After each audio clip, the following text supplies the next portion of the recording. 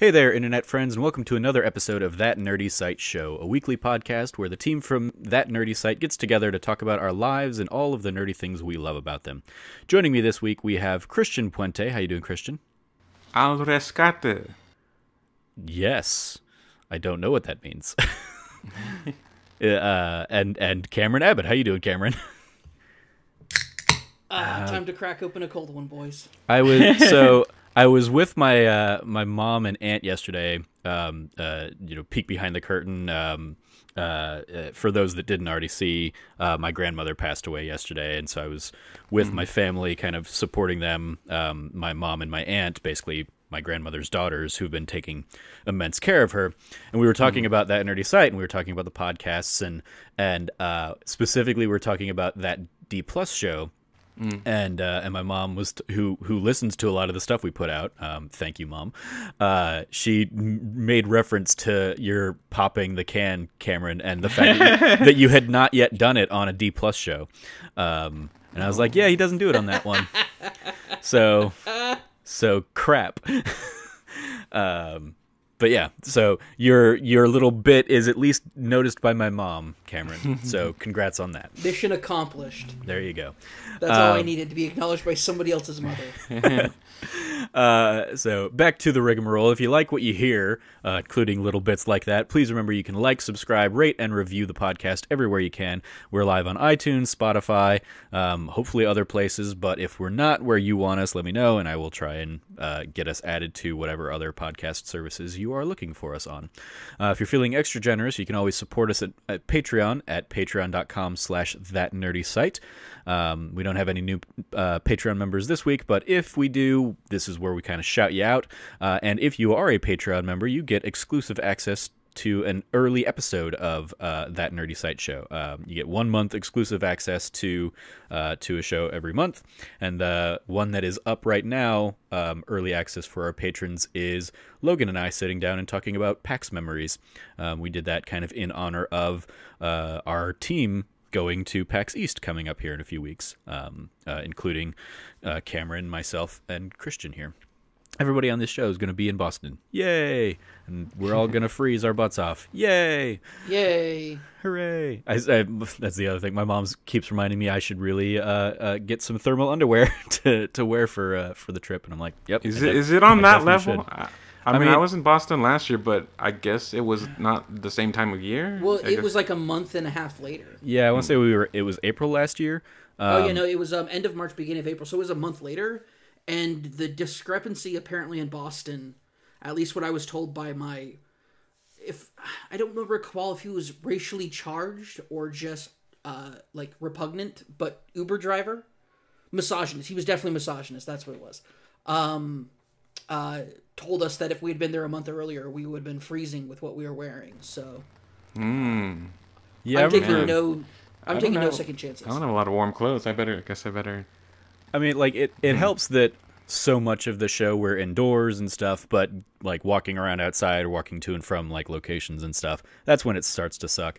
Last year, yeah, it wasn't too bad being end of March. I remember, like, it snowed, like, a little bit on one of the days, but I was indoors most of the day. But yeah, the year before, in particular, I talked about on that episode with Logan about how it was like the first time I think in my life I've really been in snowfall as it was happening.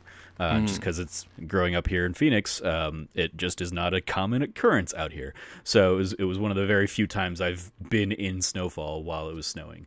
And yeah, it was pretty dang cold. Like I managed, but it can.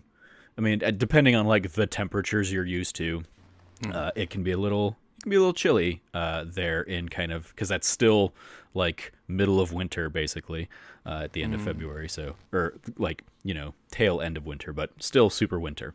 So yeah, gonna be cold for us, southwest boys, I guess, the three of us. Oh gosh, yeah. But we will make do. I will make sure that like we can have the heat on in our hotel room and everything like that. We should be fine, as opposed to one of the Airbnbs I was at a couple years ago or something like that, where it was just freezing and like nobody wanted to turn on the heat, and I was like, I hate this so very much. Why did you want to turn on the heat? I don't know. I think because well, I think it was the Irrational Passions Airbnb. So like Alex was used to that kind of cold weather and stuff, and he also had like a blanket in a bed kind of thing where I was on the floor and freezing my butt off. So, but yes, we will do whatever we can to accommodate everybody in our coldness. I mean, even Logan, I remember when I was telling him like, yeah, what I'm hearing is that it's going to be over Leap Day weekend. He was like, that's way too early because it's going to be way too effing cold. And I was like, yeah, it is. So let's prepare. But yeah, should be a fun time. Regardless, we will make do when we were out there in Boston at the end of the month. So yep, good times. We started getting all of our emails this week about what we want to see and all that stuff. So many emails. Oh, gosh. so many emails, and there's so many to come over the next few weeks, guys. So yeah. I'm having like PTSD when all of a sudden I was being inundated with them last year, and it was just you're just not prepared for it. Yeah. So I'm actually getting double emails because last year when I got contracted with What's Good for PAX, the one that's in Seattle, well, I guess West. Yeah. I know directions. I guess they added me to a media list, and so I'm still getting stuff on that one, which is my personal email address, and then with that nerdy site, I'm getting the same ones too. So like I'm getting double studio stuff. I don't check my Trevor Trove email all that much, but I think I'm still getting them over there too. So, but it's exciting. I'm already putting a whole wish list of games to check out. It looks like a good year. Very cool. Well, that is a few weeks away for us, so let's dive into what is new and nerdy for us right now. So, well, actually, I guess on the topic of PAX, I'm going to throw it to you, Christian, because you and Frank last week, you ran a little long talking about Fast and Furious and Kingdom Hearts 3. But the third topic you guys had that you didn't get around to was PAX South, because you guys attended that a few weeks ago. So, go ahead and tell us kind of your PAX South experience this year. Yeah, first off, it's kind of funny. I didn't know that Frank was out there. We never touched base once. Yeah, I knew you were both planning on going, and I didn't know. I think I didn't know that Frank ended up actually making it until I saw you guys having your little conversation in the Slack channel or whatever. But yeah, I knew you were both talking about it, but I knew also that Frank was really only going to be going out there for like a half a day or something like that. So that's probably why then. Yeah. But no, it was a lot of fun. Actually, it makes sense I didn't see him, though, because I pretty much camped out in the panel rooms for the whole time. I hadn't gone to South in, like, the last 2 years, I think, and I wasn't sure what to expect. And, yeah, it was way smaller than I had remembered from previous years. So, not a lot of incentive to stay on the floor. I didn't end up shooting much either, which is why I don't really have a highlight reel coming out of it yet, because I mean, there were a few kind of cool booths, but nothing that really, really caught my eye but I still ended up really enjoying it, just because it was like an opportunity to go to a PAX where it's kind of the good side of it being smaller is that it's not as overwhelming as East or West, and it's a lot closer. I don't have to like fly. It was just an hour drive, and I have relatives in that town, in San Antonio, so I was able to just stay there. And yeah, it was a much more casual experience, and so I was looking forward to that. And it was also the first year that PAX, I don't know if it's PAX overall or just PAX South. I want to say PAX overall though, if I'm remembering correctly. It was their first year having like a really strong Latinx creator initiative. They had what they called the Latinx Lounge, which is just a conference room that was pretty much dedicated every day of the weekend to panels for Latinx gamers and creators and devs. And there was a corner where they had about 4 to 5 games being developed by studios from Mexico for sure. But unfortunately, this is where I show my ignorance. Like, there's definitely other Latin American countries, but I didn't recognize the flags. Like, maybe like one was Ecuador and the other one was Salvador. But it was just in general good. It was nice to have this whole corner dedicated to Latinx developers, and so that was where I was for most of the time there. Very nice. Yeah, I think that might be a PAX South specific thing. Well, in part because it just doesn't seem like there'd be as large of a community in Boston or in Seattle for those kinds of things. But like, I know I've gotten some emails for PAX East about like kind of a similar thing where it's like they're going to have a space dedicated to Boston or Massachusetts based developers and stuff like that. So very cool though that there was a Latinx kind of component dedicated. I wonder if there will be because I don't think they've released the map or anything yet for East, but I know like the Diversity Lounge often has that kind of stuff. Usually it's maybe a dedicated booth or something, but be very cool to see if they kind of are expanding that kind of presence on the show floor and stuff. So I hope so. Nice. And they, everyone on the panels did talk about wanting to see a bit more of that in future PAXs, not just PAX South. And so, if anything, that's what I took the most footage of. So again, I didn't take much of a show floor highlight reel, but I think coming out soon, I'll be putting out the Latinx highlight reel, just showing like the different panelists and stuff, because that's just a direction that I'm looking to start tackling this year, and just in general, is putting more of a spotlight on underserved communities in the gaming industry. So of course Latinx, because if you look really closely at your MP3, you'll see I'm Mexican American, and so just thank you Ryan Scott for that joke. But not just Latinx creators in general. I just want to help put a spotlight on any underserved communities, whether it's women in gaming, other people of color in gaming, whether it's developers or whatever. It's just a new kind of, not a new direction, but it is something I want to start overall, just being like kind of embracing the whole be the change you want to see. And so that's why I was like, another reason why I was really excited to be able to go check that out and sit in and listen to some panels. And I really enjoyed it because first off, it's really inspiring to see developers like of color and hear their stories and hear just how much we have in common. And it definitely gave me kind of some hope, kind of that, hey, I this is a rough track for everybody, not just me, but even for people that get to travel and be on panels. That, it's a rocky road for everybody, and it's kind of reassuring to hear that too.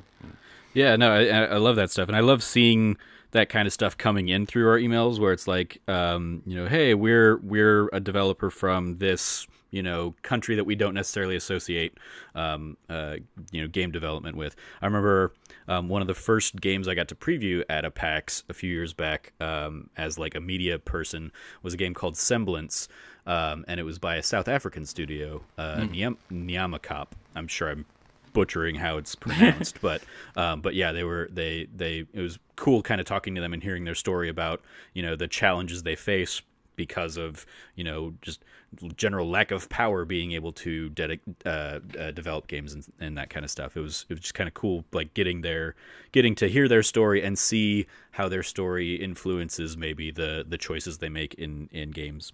So yeah, I'm always for a more diverse kind of creators getting to showcase their voices. I love that kind of stuff. So very cool that PAX South kind of had a dedicated section for a lot of that stuff. It was also just yeah, for sure. It was also just a good opportunity to run into people that I didn't expect. I ran into Josh. Gramcraft was out there. I don't know if you know Doritos and Anna from like the Kind of Funny community. They've been at RTX, and it was a good chance to run into like surprise running into people from like our similar circles that ended up going out there, except for Frank. I didn't run into Frank, but yeah, like since it was a smaller venue, yeah, there is that opportunity of just randomly running into other content creators or people that you might know from Twitter or Discord or something like that. Yeah, and PAX South definitely is the smallest of the bunch. I remember the 2 years I went out there thinking like, wow, it's surreal going from like PAX East or PAX West that's like spread out all over downtown Seattle, and then to back to San Antonio or something for just kind of how small of a show that is. But I also loved that like the second year I went was like 2 months before the Switch came out, and so I got to go hands on and play Breath of the Wild at PAX South, because Nintendo had a big presence there that year to try and like really push that thing. So PAX South will, while I don't make it a dedicated effort to go these days because of how close it falls with East, it's still, I think it's really cool.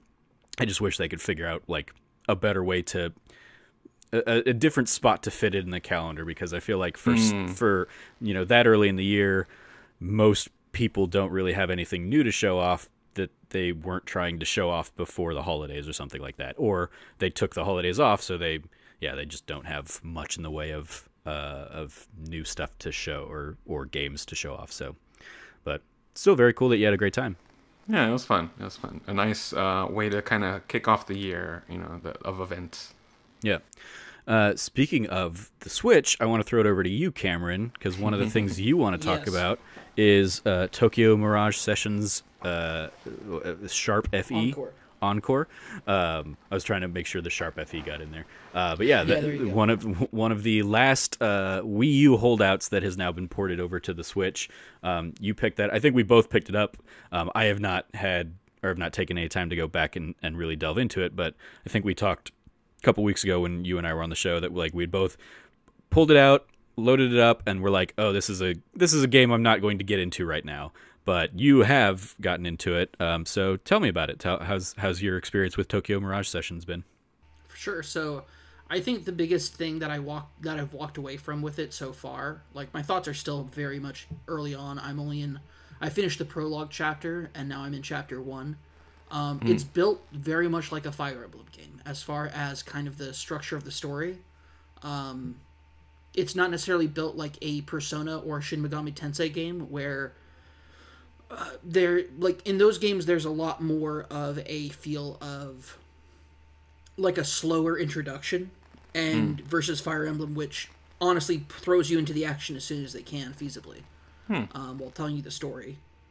So it does that. It has the pacing of a Fire Emblem game, which is very nice, but at the same time, as I'm playing through it, I'm thinking to myself, man, like, this is a very cool world that they've developed, because the way that you interact with the world, the style of the world is very Persona-like. And I think that it's quite a fantastic game. It's very clearly a interesting story that I think when it originally launched was probably a lot more poignant.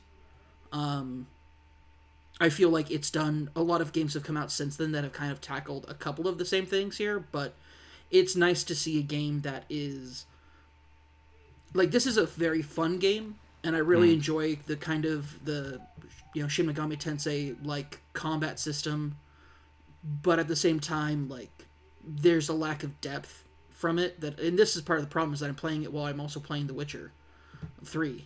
So which is like, it's like literally comparing like crystal oranges to Fabergé apples. It's just so, like, sorry, that's a wild comparison. It is because like comparing those two games doesn't really make sense. To the point where like they're not even the same. Like, they're not fruit. And I guess I phrased it that way because I do look at it as like these are two pieces of art doing storytelling very differently. I really would have enjoyed seeing like what this game could have been in kind of like and this is also part of the problem. Persona 5's come out since this game came out. Like, so, it's difficult. It's a little dated is the thing. It feels a little dated. But that being said, I enjoy kind of the aspects of it. I feel weird that Chrome, or I don't know how you pronounce his name necessarily, in English anyway. But Chrome it's an interesting thing that they went with him as the protagonist. I think it's because it was coming fresh off of Fire Emblem Awakening, which is the 3DS game. Yeah. Is that a character from that game? Yeah, he's the main character in that game. And so I think coming fresh off of that, he was definitely more of a like fresh face for the series and the franchise. But I can't help but feel like, because the first 3 Mirages that you get, that you end up meeting, because Mirages are basically this game's personas. The Mirages that you get in this game are Chrom, Sita, and Kain, which 2 of those 3 characters are from the original Fire Emblem game, back on the NES and the DS remake. One of those characters is from Fire Emblem Awakening, and Kain, Sita, and Marth were kind of like 3, like Sita and Marth especially being each other's romantic interests. was definitely kind of like would have been a big point for it. Crom, it's important to note that Crom is in his game a descendant of Marth, and like that is an actual like important plot point. It's difficult because like I'm also like a giant Marth fanboy. I love Marth's character in the Fire Emblem games. He's a very cool character. Chrome, I haven't played Awakening, so I don't really know much about Chrome.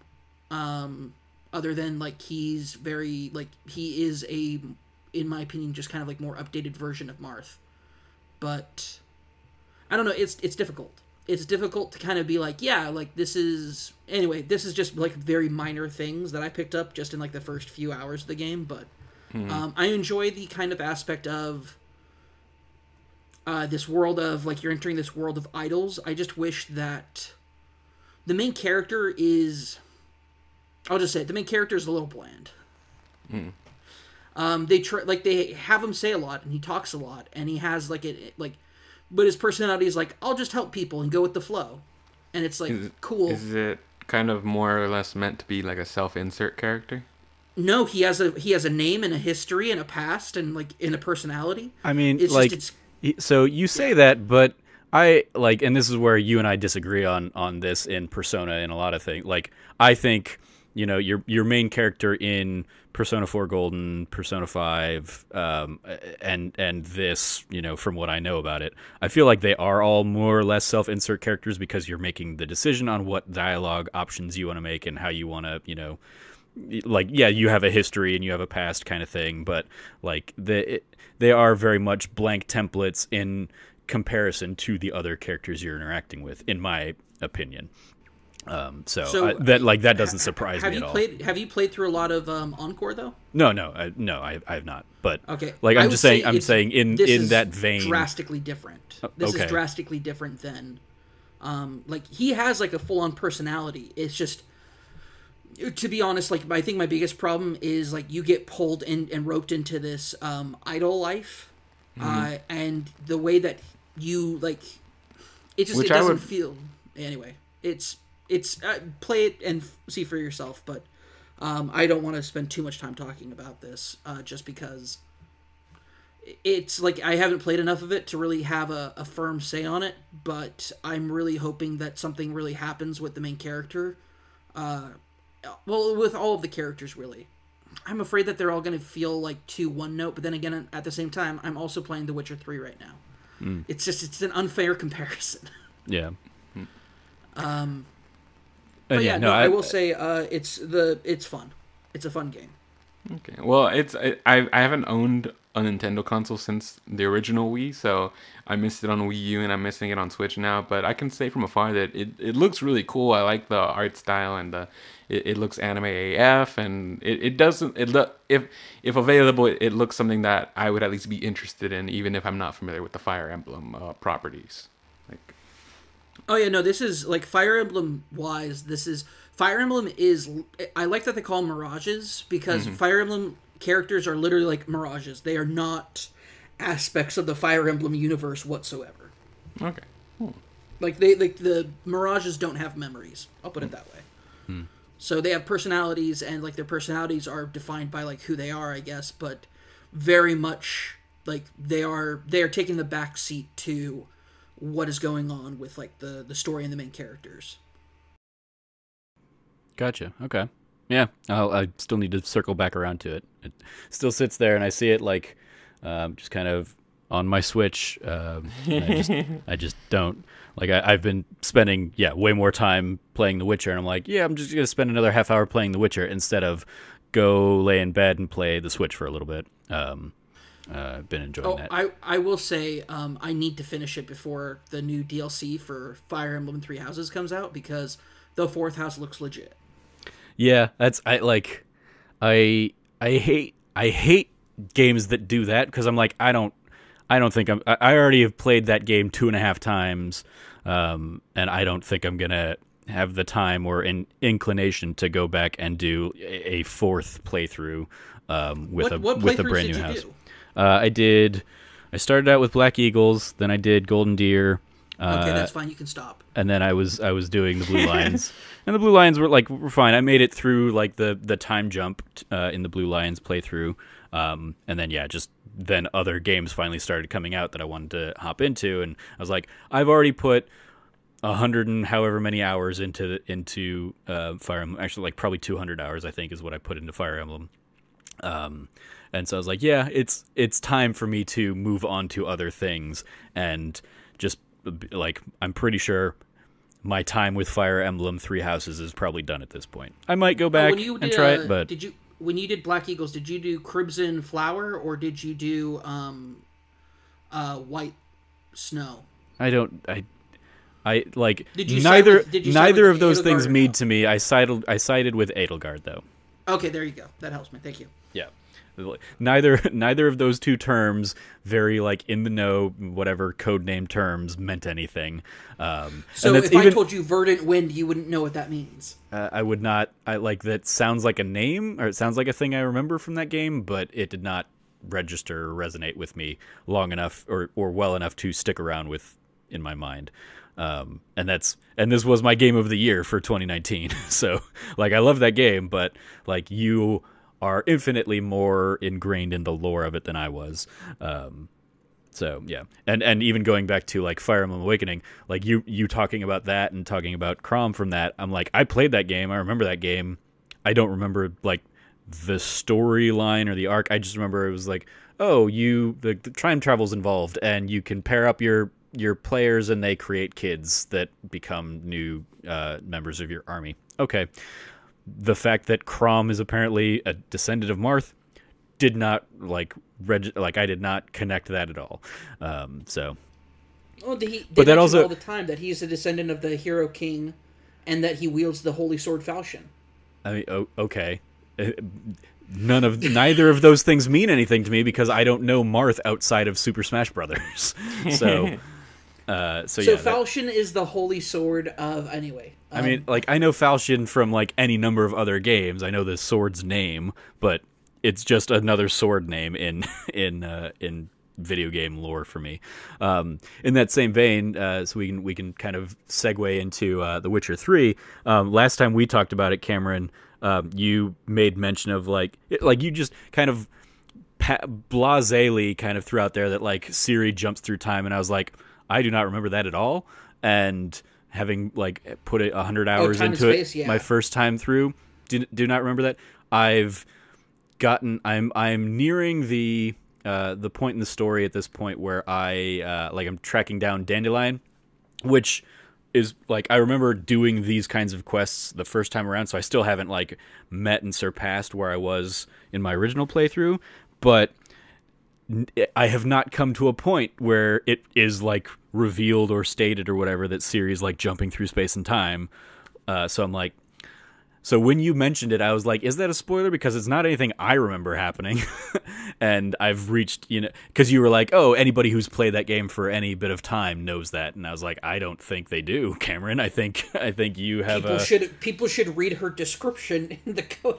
Okay, sure, exactly. And that's what I'm getting at is like your obsession with lore, might reveal some of those things that are not, just like, oh, if you're just playing through The Witcher for the first time, like I was like, that's news to me. And as I've continued to play it, I've just been continuing to play and like waiting for that moment where it's like explicitly like told that's what she's doing to me or whatever. And I'm like, nope, have not encountered that yet. So like, how far into this game did Cameron spoil for me? If you talk to the lady who does the reading on you, like after you help her from the godling in the mansion. Yeah.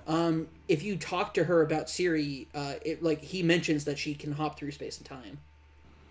I mean, they allude to she has a power of the elder gods or whatever, or something like that. But I don't remember them saying that in so many words. Papa Geralt. That's all I'm saying. I mean, okay. I'm joking. Yeah. I vaguely remember that being something that gets brought up, like she can jump through space or whatever, or like she travels to other worlds. I mean, like you get it at like the one moment where I was like, oh, okay, that's probably what he was referring to, is like in one of the flashbacks that like the Bloody Baron gives you, she finds that girl in the forest and they like basically fight off a werewolf or something, I think. And like that whole sequence starts with her basically like appearing from nowhere, from like a portal or something like that. And I was like, okay. And the like allusions to she's back or something like that, I'm getting that, okay, that coupled with you having told me she jumps through time and space, I guess I can see it. But yeah, if you had not said something, I would not have picked up on that to this point in my playthrough yet. So just wanted to throw that out there as I just thought it was funny because I remember thinking about it when you mentioned it on the show. I was like, I don't remember that at all. Did I just not play that far enough in the game, or did I miss it, or what? And so yeah. But if it is like, oh, go and read like the Siri like, pages of the codex, then yeah, I have not done that. So, but yeah, I'm still very much enjoying Witcher 3. Obviously, how fun is it to see me going from somebody who's like very much like, I don't care about The Witcher, to now knowing all that I know about it. I mean, and being this obsessed with it. It's what I expect of you when you get like mildly invested in a game. Like you knew more, or you knew as much, if not more, about Fire Emblem Three Houses lore, like a month in game time into that game when like you and I met up for ramen that day, than I had known, or than I had picked up in like 1.5 playthroughs at that point in time. So like it doesn't surprise me at all, Cameron. I totally get that is your MO, and that you are absolutely diving into and engulfing all of that stuff. And that is fair. More power to you for it. Whereas I'm just like, I'm enjoying hacking and slashing these things, and the cutscenes are cool, and like, good God, for a game that came out in 2015. Oh, it still looks so good. It looks beautiful, and it's like so much of it. Like there's a lot of it that like I'm sure would look even better now, but like specifically the sunsets and how they color the not just like the skybox, but how like they use lighting to really like pull those purples and pinks and oranges into the rest of the world. It very much, like, we're very fortunate in that we get some of those kind of vibrant sunsets out here in Arizona, in Phoenix, and it very much like feels like those sunsets, and I love just how beautiful that game looks because of like those design choices, and because you could have this could so very easily just be like nonstop dreary and, browns and grays and blacks and stuff like that. But the fact that there is so much color and life into it just makes me like really appreciate that they were trying something new, and continues to leave me excited for Cyberpunk. But I'm still also just enjoying that every other game got delayed, so I have more time to just play through The Witcher while I'm dealing with all of the other stuff going on in my life right now. So I was hoping, I was certainly hoping I would have been a little bit further a month into the year, because I think really this pretty much is the only game I've really delved into so far in 2020. But I'm enjoying like that. I'm not rushing through it. I am enjoying like playing it kind of at my own pace. And if I'm having a day where new job has stuff going on, or I'm dealing with car stuff, or now the passing of my grandmother, all that stuff, I'm okay if I don't sit down and play the game, or also the website stuff. We've also got all that's like taking up my time. So like I'm being pulled in every which direction, and I appreciate that like the game is there for me if I want to sit down and say like I'm just going to play 4 hours of this game tonight, or I'm going to hop in, do like 30 minutes, run around, find a couple or like go knock out a couple question marks on the map or something like that. I'm having a really good time with it. I love that I don't even know how many hours I'm into this game, and literally what I'll do sometimes, so I can't play this game after 9 p.m. Like, I can't start playing it after 9 p.m. because I don't get to bed on time. Like, I can't do that. And because I just get sucked in. And sometimes I'll just get lost, just being like, oh, there's a question mark, let's go to it. Oh, there's a question mark, let's go to it. I've literally, like, slain probably half a dozen monsters and gone to a town, talk to somebody because it's like, hey, you should talk to this person. And I talk to them and they go, we need you to kill this monster. And Geralt is just like, already did it. Here you go. Oh, about the reward. And it always gives you the option to be a dick and be like, no, give me more money. But I've never felt compelled to do it, no matter how much money I didn't have. Like, I've never felt compelled to do it. I've started like haggling for a little bit more money here and there, just because I'm like, oh, if it doesn't like piss them off or anything, it doesn't, it's just more money in my pocket. Sure, I'll do that. I don't care. But at the same time, there will be plenty of times where I'll be like, yeah, I'll choose the like, you guys need this money more than I do option. So it's it comes and goes depending on like if I. Because like the time it really hit me was when I went through and like did a shopping spree that basically like cleared out my gold cache. So I was like, okay, I need money to repair items or whatever, or get items so that I can forge or craft new gear or something like that. So I was like, all right. And also I'm trying to get like more into Gwent this time around. And so I'm buying Gwent cards can be expensive. Cards and stuff. Which is spending a little bit more money than I might have otherwise. So yeah, I'm like, yeah, you guys are offering me 200 coins for this. Let's see if you'll give me 250. Oh, you won't? Okay, how about 240? 240 works? Cool. I will take that extra 40 coins and for this thing I was already going to do anyway. Yeah. For me, I got to the point where I had to choose romance-wise, whether to romance Yennefer or Triss. Triss, yeah. I was like, I want to call her Scarlet, but that's not right. It's Triss. I will be honest, it was hard. Like, so I decided, you know what? I really like the idea, like the feeling that I get when it's Yennefer and like the beginning of The Witcher 3, where it's, Geralt and Yennefer and Ciri, and they're like a family. Felt so wonderful, that wasn't real, like it was a dream. Yeah. It felt so nice that I felt like, I'm not gonna lie, I felt like every time. And then here's the thing, Triss is so wonderfully written. She is a wonderful character, and I cannot blame anybody for deciding that they want to like romance Triss. She is just such a wonderfully written character. She's fun. She's funny. She is just amazing.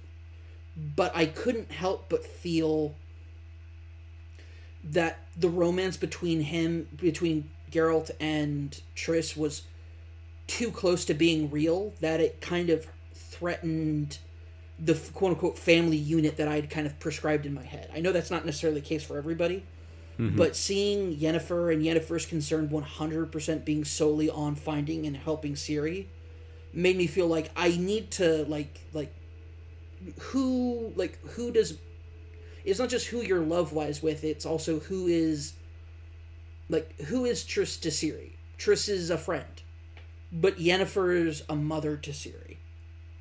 And once again, you read that in the Codex stuff. But you get the idea of this is basically the mother to your child of destiny.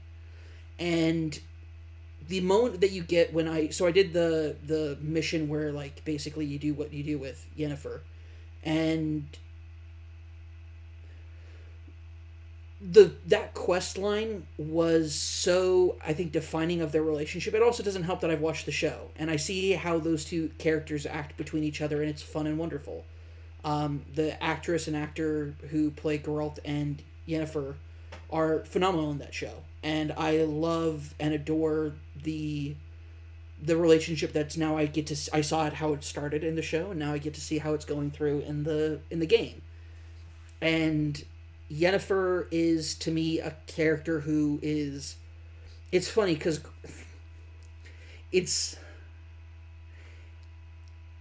she is such an interesting character in that it's very clear that she loves Geralt, but because of the circumstances of their relationship, she's afraid to show it because it might be she might feel like it might be fake.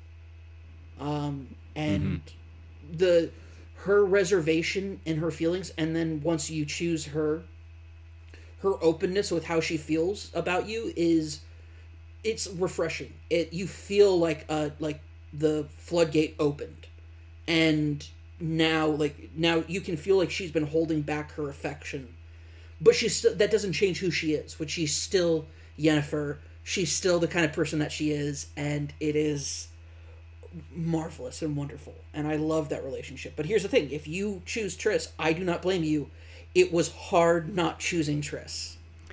Yeah, I remember the first time I played through it back in 2015. Knowing nothing about any of the characters or whatever, I thought, like, I got to the point where I was like, well, Yennefer was like incredibly cold to me. I don't know what the hell that was about. That was annoying. So like Triss is like warm and friendly and open, and what I was like, so I was like, yeah, I'm gonna romance Triss. And then yeah, this time around I am like sticking it out for the Yennefer option, basically, in large part because I liked their dynamic, and now understanding their dynamic a little bit better because of the show, I'm like, I want to explore what that's like, especially because also like diehard Witcher fans like Christine Steimer or somebody will go out there and be like, no, Yennefer is like the right choice to make, the right romance choice to make, and the most interesting and compelling. So I was like, okay, I'm gonna have the patience and hold out for that. But yeah, I've not gotten there yet. I think I'm like nearing that point where I can make those choices or whatever. But like I said, I'm on the path to rescue Dandelion, I believe. Nice. Which I'm pretty sure I remember doing last time around. I must have, because I think that's what like leads into or leads you back into the Triss storyline. But yeah. I'm enjoying that. I'd completely forgotten about the guy you meet in like the bathhouses, who's like the spy master or whatever. He's like the former spy master of the king, and he is awesome. Oh my gosh, that whole bathhouse like mission was awesome. Yeah, it was a lot of fun, and it came back to me as I was playing it, but I was like, oh yeah, I'd completely forgotten about this guy and this mission and all this stuff. And so when I walked into it, I was like, oh, I'm starting to remember this. Like, I remember, yeah, I've got to, drop my clothes off, and then I'm going to walk around in a towel for a little bit and have these conversations, and then people are going to come in, and yeah. So yeah, I'm very much still enjoying the game. And I look forward to getting, past the point where I was in my first go around. So I've decided I don't want to progress in the story anymore until I get like fully upgraded like armor stuff. Like oh, by the way, I'm at a point where the recommended level for the main story quest that I'm on is like 14, and I am level 28. Yeah, I'm 17 or 18 now, I think, and a lot of like the recommended story quest stuff is like 12. So yeah, I got one. I stumbled upon one that was like, this is a level 2 quest, and I was like, how am I stumbling upon a level 2 quest this far into the game? Whatever, okay. Yeah, I did, because I did a lot of the Velen stuff, and then now I've moved into the city of Novigrad stuff. Have not gone to Skellige yet, but yeah, that's kind of where I'm at. I saved Skellige for last out of those 3 as well. Yeah. I have to say, like, I am super like thrown and impressed with like how diverse and nuanced each of these like. Every place I feel like I've gone, the culture is so nuanced, but at the same time still uniquely, like, you can feel the deep European roots that the author drew on when he created this universe, and it's phenomenal, and I love it. Because as somebody who, like, I think that it's funny, because I think a lot of times we brush over European like mythology and just be like, oh yeah, like the Norse gods or like, whatever, but we forget that there's actually like these really amazing smaller nuanced stories about like fae and godlings and all these sorts of things that are part of a culture that we largely kind of ignore because Western culture is kind of so moved past that, as it were, that it's interesting kind of experiencing it in kind of the same way that I would probably feel if I was experiencing like a completely different culture. And it's cool. It's really cool. Yeah. I'm also like, as I'm thinking back on it, there are like some of the bigger like this or that kind of quests that you have, or that where you make like one option, at the expense of another.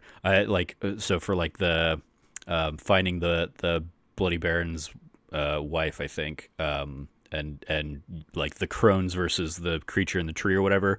I'm pretty sure I remember siding with the creature in the tree the first time around, and so this time around I was like, what happens if I play it out the other way? And so it's interesting kind of seeing the other side of the story that I did not experience the last time around. But yeah, like you mentioning the godlings reminded me, I'd completely forgotten about Johnny until Johnny pops up. And then same with like Sarah, the godling in the haunted house kind of thing. I was like, oh yeah, these are just such fun little characters. I was so scared of Johnny when I first saw him because he's such a creepy looking character. And for him he's to like a mute. He's not talking. He's just like this weird little voiceless creature. Yeah. And then he gets his voice, and he's just the funniest little guy. And I'm like, this is amazing. He's a little foul-mouthed turd. And I love it because he's just like, the crones don't like me very much. It's like, Johnny, who could hate you? You're amazing. You're a wonderful little godling boy, and I love you. Yeah. Well, we've talked about The Witcher quite a bit, and I want to bring Christian back into the conversation. Oh, sorry, Christian. You're still let me tell you about my thoughts on The Witcher, guys. Yeah. Okay. I don't have it. Yeah. To those who don't know, I don't play games. Yeah. The Witcher does not have any Disney characters in it, or weird potential lore ramifications and tie-ins to discarded Final Fantasy spin-offs. Who knows? So this is an old saying, I don't know what y'all are saying, but I like the way you're saying it. And nice. Thanks to Netflix, there's now a new introductory way for people like me to get into The Witcher. So I am looking forward to maybe someday in a future episode giving my thoughts on this universe, and that might even push me someday into playing the game. I'll say one of the biggest things that's always kept me away is I heard just how massive it is and how much choice and side quests there are. And don't get me wrong, I like that kind of thing, but I really am more comfortable with a game that guides me a bit more. Yeah. If I dig the Netflix thing, it might get me to at least check out one title or rent it or something. Hey, here's the thing though, like Christian, that's what got me into it. I watched the show and I fell in love with it. So like I am 100% like in that boat.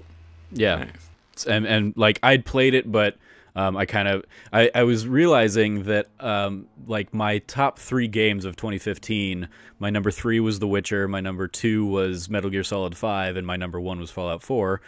Despite its flaws, I know it's not a great game, all that blah blah blah, but I love it. But I also realized that was like the order that they came out in, and so what I'm fairly certain happened was there's a recency bias to me kind of coming up with the list, but also like I played The Witcher until Metal Gear Solid came out, and then when Metal Gear Solid came out, I was like, okay, I'm gonna bounce off The Witcher and maybe get back to it. Never did. And then I played through Metal Gear Solid until Fallout 4 came out, and then Fallout 4 was basically like the game that got me through the rest of the year that year. And so it was like, good year.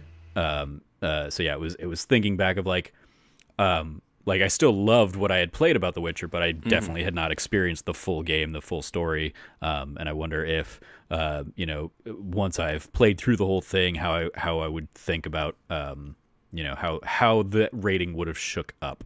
But yeah, it was a lot of fun. So I'm enjoying kind of revisiting it. But to bring you back into the fold here, Christian, one of the things you wanted to talk about, and it's something we all watched, I think, a while ago at this point, but the anime Weathering with You, the film that came out.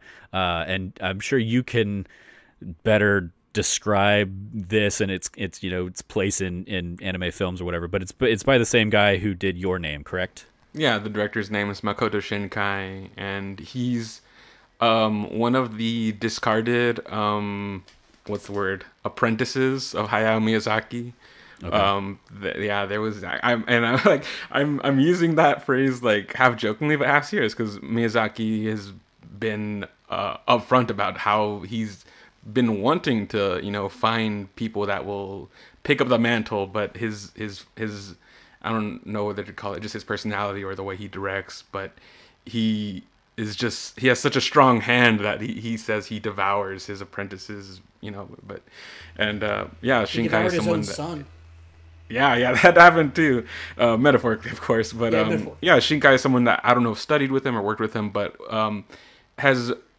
But it all worked out though for everybody though, because he's found his own voice, his own style, and is definitely making a very real impact in the industry, not only like for those who are interested in anime specifically, but in general, he's really making a name for himself in the mainstream as an animation director. And yeah, this is his latest release, the follow up to Your Name, which I think anyone who even if they don't watch anime, I'm sure have at least heard of that. And so yeah, this is his next follow up. I don't know if this is. I want to say this is probably his 5th film. I think so. Yeah. Because Christian, like you, I'm a massive fan of his as well. So yeah. To anyone who's never seen a film from Makoto Shinkai, his films are a lot about like magical realism. It's everyday people that are put into supernatural circumstances. Yeah, I think when Cameron and I went and saw it, like the kind of 2 words that Cameron gave me is like, here's what you need to know about this guy: suburban fantasy. Yeah, that's a good way to put it. Yeah, it takes everyday characters and introduces usually some sort of supernatural element, whether that's visiting a different world, time travel, or in this case, the ability to change the weather. Yeah. Yeah, and sorry, I kind of lost track of where I was going with that. But yeah, so Weathering You is with you is like his latest release, and it's been a while since I came out, so I'm a little finicky on the names, but it centers around a young runaway in Tokyo and his misadventures, which are mostly about his friendship with this weather girl. Is that what they call her? A rain girl or weather girl? So yeah, in the English translate, like in the English dub, they call her a weather girl. I thought it was the Sunshine Girl. Sunshine Girl, that's what it is. Yeah, Sunshine Girl. Yeah. So that's I pulled it up just so we could have references to it. But Hodaka Morishima is the runaway boy, and then his friendship is with. Let's see here. It's with. Wasn't it Hina? Yeah, it's Hina, but I was trying to look for her full name because Amano. Hina.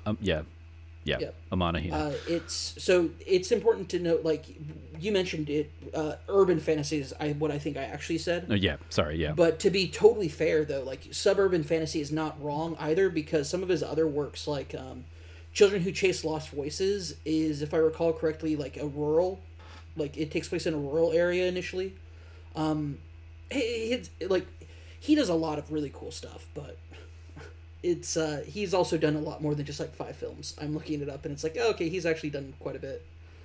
Yeah, his style though is like it's hyper detailed, and it's pretty much the prettiest anime you'd ever seen, because it's hyper realistic but also overly romanticized, like very Abrams-esque in that like overuse of saturated colors and lens flares and stuff to give the realism a very romantic and almost supernatural kind of vibe.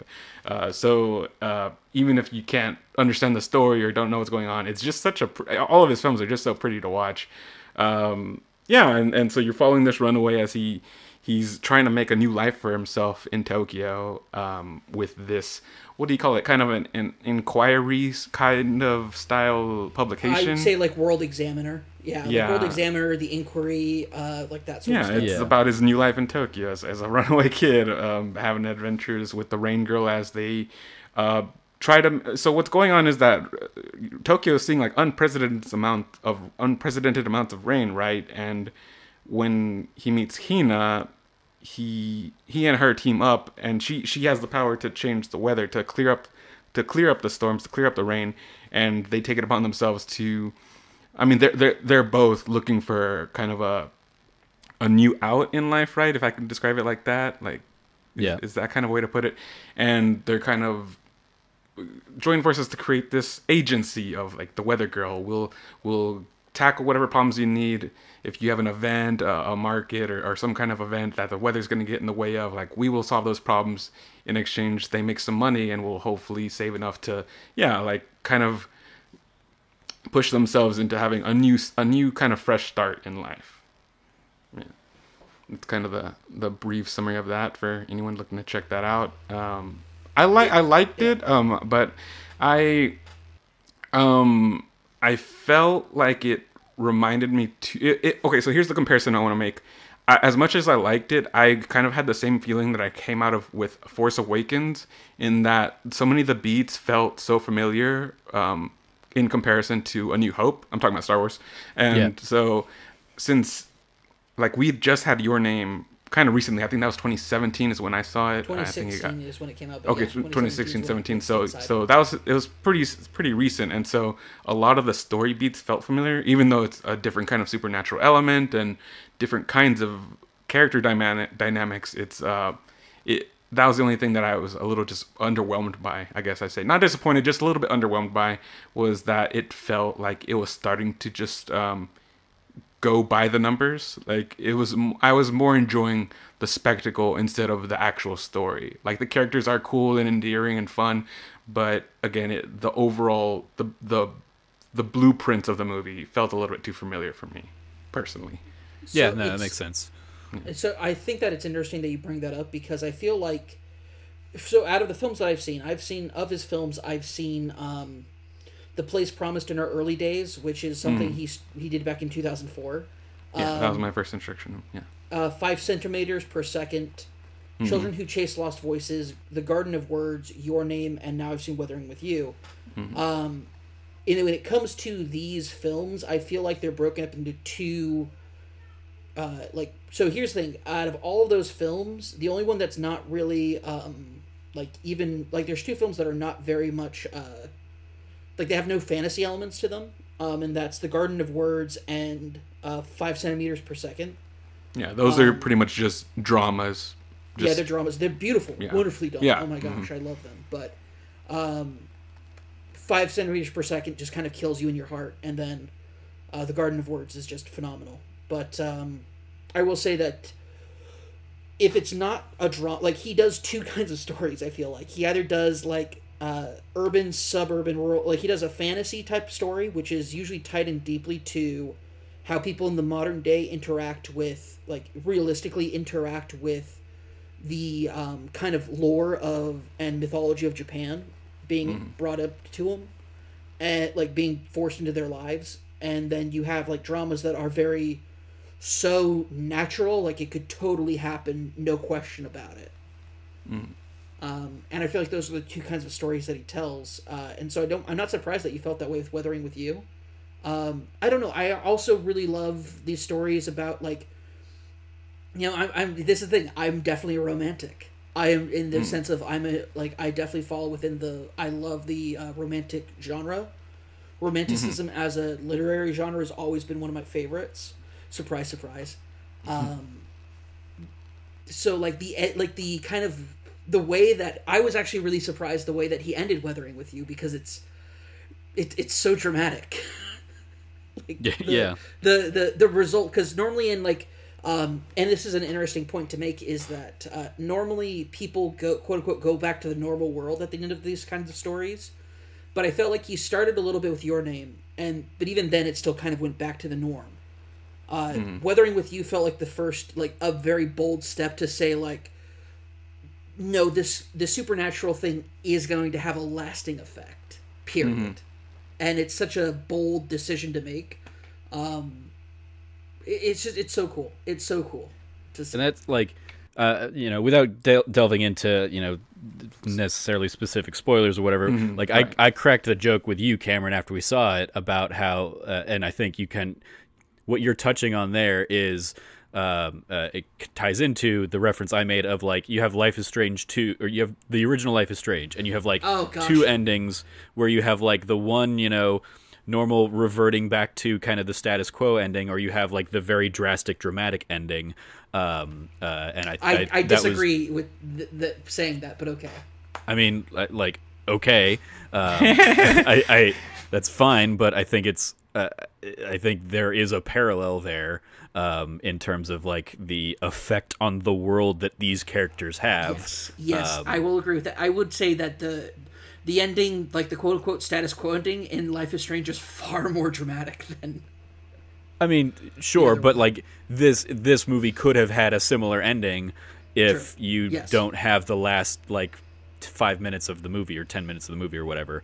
I think like last 25, 30 minutes. Yeah. it would be that ending basically is Yes. what you would end up Yes. getting. So yeah, it was just a weird comparison because this is obviously my first of any of these movies. That's the what I was ones going to ask. you've gone 'Cause over. I know you're a bit more new to anime and anime films, and so I'm really interested to hear more of your own thoughts on Yeah. what this viewing was like for you. I'd heard like people like you guys gush about Your Name, and just I think anime culture, which I'm slowly but surely getting a little bit more like dabbling or dipping my toes in the water into with My Hero Academia and Death Note and that kind of stuff. So when you had because you originally introduced me to this even coming out when you put it on in the doc for potential reviews for that nerdy site, and I was like, oh okay, let me look in to see what this is, and then like I want to say the day you saw it, a couple other people were seeing it around town and were like, it's limited release, go see it if you can. And it was playing in a theater down the street. So Cameron and I recorded an episode one day. It might have been the Witcher episode that we were alluding to earlier. And then like we kind of wrapped up, and I was like, hey, I'm thinking of going to see Weathering with you. Would you want to like join me and we can go grab quick lunch and go catch the movie? And we ended up doing that.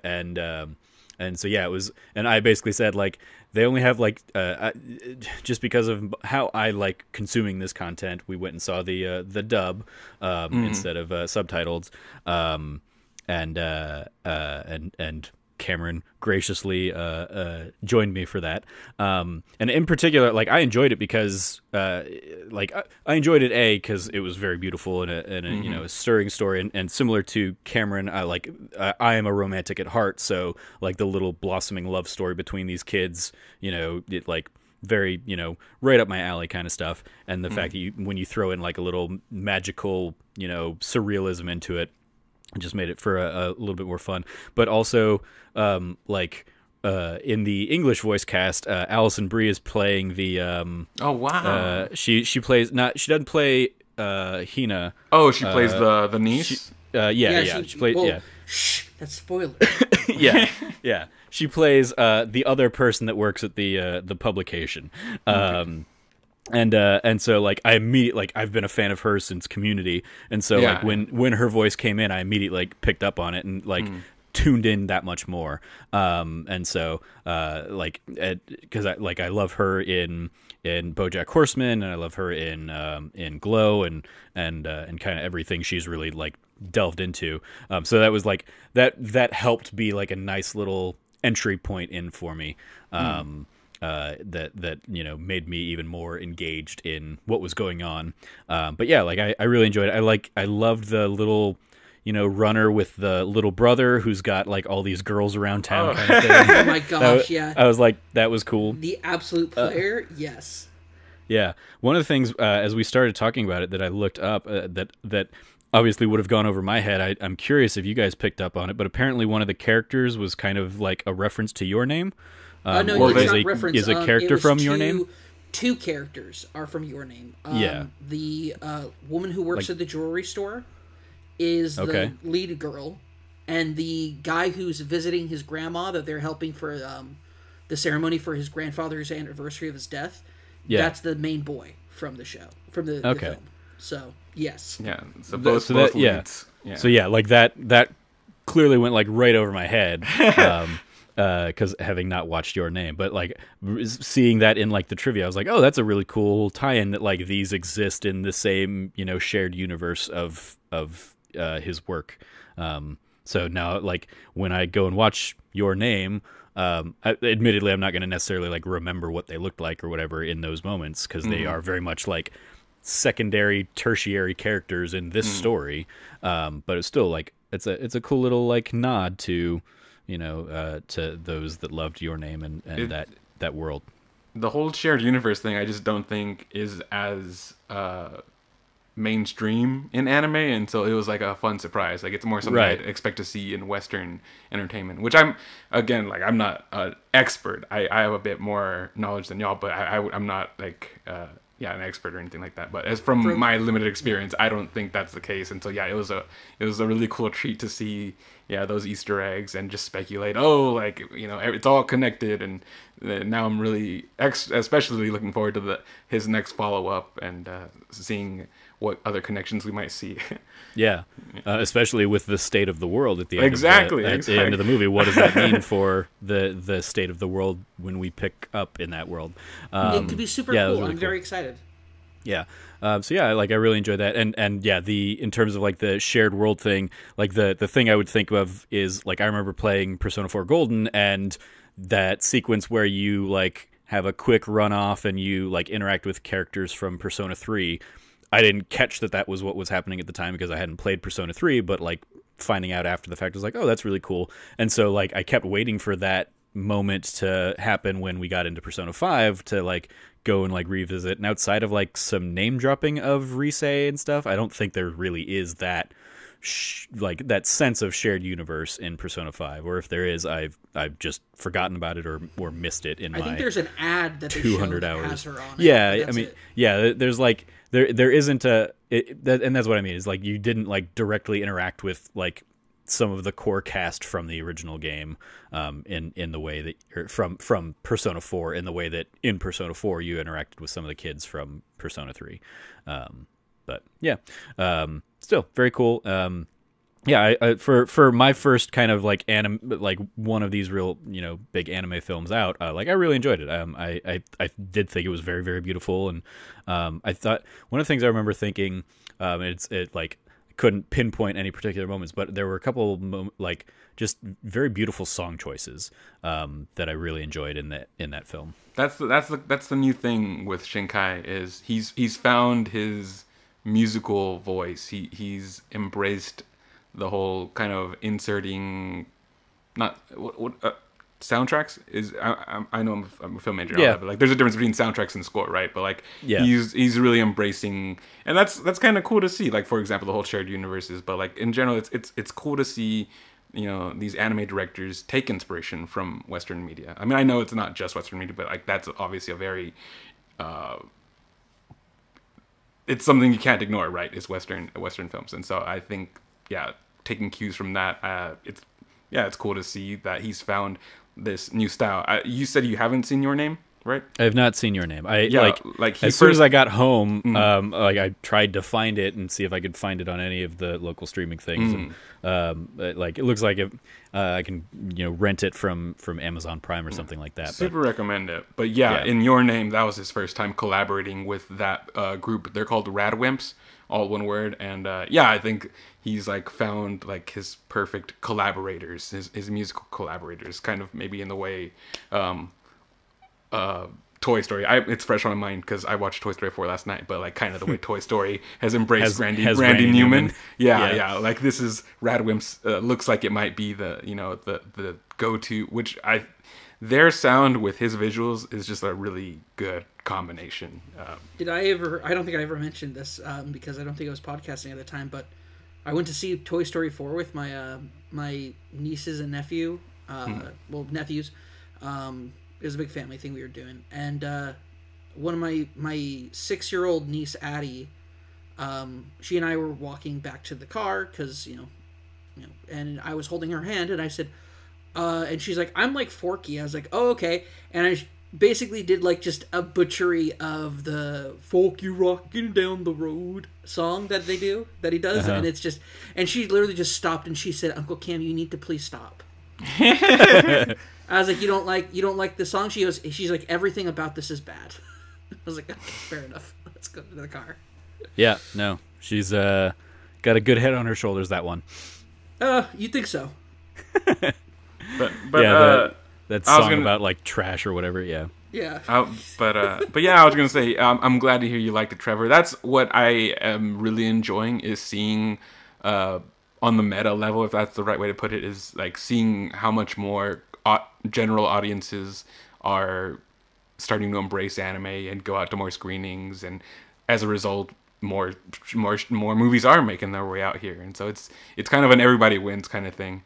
So yeah, I keep getting this. I have these like targeted ads that are hitting me on like Facebook and Instagram and stuff for like a Studio Ghibli collection, and I'm just like, I don't want to like, I don't like the Facebook one because I'm sure it's like a less than legit kind of source for the thing. But when I go and try and find like an actual one, because they are films that like I've heard so many great things about, so I would love to find a kind of like complete collection of that work. It seems I just seem to be unable to find like the right collection, or I don't know, in part because I don't know what I'm looking for. But they're gonna be distributing all those Ghibli films on HBO Max, I think, later this year. So that would be a good avenue. And also, not only news for you, but anyone who's interested in checking out these films too. Every year, Fathom Events has, I believe, in the middle of summer, what they call Ghibli Fest, where they release in theaters on the big screen, all the big name Studio Ghibli movies. And Alamo Drafthouse does a similar thing. I've seen like the last 2 years, like they'll do kind of early in the year, I think they'll do a similar thing, and I just like it's been too much of a commitment to try and like get over and get to those, but it's definitely one of those things I'm like, I would love to do that if I have the time. Especially because they offer, a subbed and a dubbed offering of them. But yeah, like I like so many of them, I'm like, I recognize, I know from the pop culture, I know like the visuals of them, and some of them I can even name occasionally, like Kiki's Delivery Service, I think. And I remember like pulling that one out, and somebody was like, "Wow, that's good for you for knowing that." I was like, yeah, My Neighbor Totoro. Yeah, like he's the the big fluffy big looking guy. Like, those ones are easy to identify, but it was very cool. So I think. We've run a little long, so I think I'm going to go ahead and call it there. Cameron and I also had that we were going to maybe talk about Birds of Prey, but I think we'll maybe kick that to potentially next week or something. Or we'll get together and just try and organize a Birds of Prey spoiler cast, because I know Ben saw it too. So I'm going to try to catch it this weekend myself. On Ben's reaction to it, it's very obvious he probably wants to talk about it. Yeah. I was always going to see it, but now that I'm seeing like the response, it's like, oh yeah, I need to check this out ASAP because I'm going to get spoiled or something. Like, I'm not sure what else you could spoil, but I'm just saying like, I want to join the water cooler talk while I can. So yeah. Well, we will we'll look at that. We're having like our team meeting tomorrow, so we'll try and figure out maybe a time to squeeze that in somewhere. But yeah, so thank you guys for joining me. I think that's going to do it for this week's episode. Sorry, Cam, we didn't give you time to talk about Overwatch League returning. I guess it's not as big a deal as you thought it would be. It's starting up again tomorrow on Saturday, which is probably, I don't know when you're going to hear this. It's back, and yes, I will be talking about it every time on the show. All right. Well, that's going to do it for this week. Thank you guys for joining me. You can follow Christian at Pixel Brave. Anything you want to shout out, Christian? Yeah, I'm recording my first guest spot for That Anime Pod, so you can follow me on Twitter at That Anime Pod. We'll be talking about the overhaul arc in My Hero Academia. Also on That Anime Pod, you can find the Google Doc if anyone wants to be a guest and just talk about any anime topic they'd like. Just kind of chat things up, and it's something I'm very looking forward to is getting more voices on there with me and just chatting anime. Great. You can follow Cameron at Rev Cabot. Anything you want to shout out, Cameron? Yeah, I do want to shout out this hashtag Ever Upward. NYXL's taking the championship this year, boys. Let's go. We go again. R.I.P. Pine. Retired in peace. Love you, buddy. Cool. He doesn't listen to this podcast. I don't think he listens to American podcasts. Anyway. Hashtag Burn Blue. That's what I got to add. Yeah, hashtag Burn Blue right into the gutter, like they do every season. Who ended up winning last year? That means nothing to you, Trevor. What? Who ended up winning last year? Was it San Francisco Shock? San Francisco Shock. Yeah, the Shock won last year. Very dominant in the last quarter of the season. Actually, the entire season they were a strong team, but very dominant in the last quarter of the season. Yeah, the only reason I know Burn Blue is because Andy, kind of funny. So, yeah, and Andy perpetually loves terrible teams, and it continues. Yeah. Well, you can follow me at Trevor J. Starkey. I'm gonna go ahead and shout out if you've not joined us. We kicked off this last week That Ultimate Video Game List Show Season 2 with a brand new panel of non-That Nerdy Site people. I'm moderating, and we've got Scott White from Irrational Passions on there. We've got Zyger, Jonathan Landeros, a.k.a. Zyger from now My Xbox and Me, and also just, prominent kind of funny community member. We've got Brandon Gann, who, managed to get his questions and input in, half of the podcasts in the world, it seems. And he's a lot of fun on the show. And then Aaron Mahler of the Scoot Gang, or Scootcast, a group that kind of formed at RTX last year out of the community and started doing a podcast together. So, it's a good group together. Of course it happened.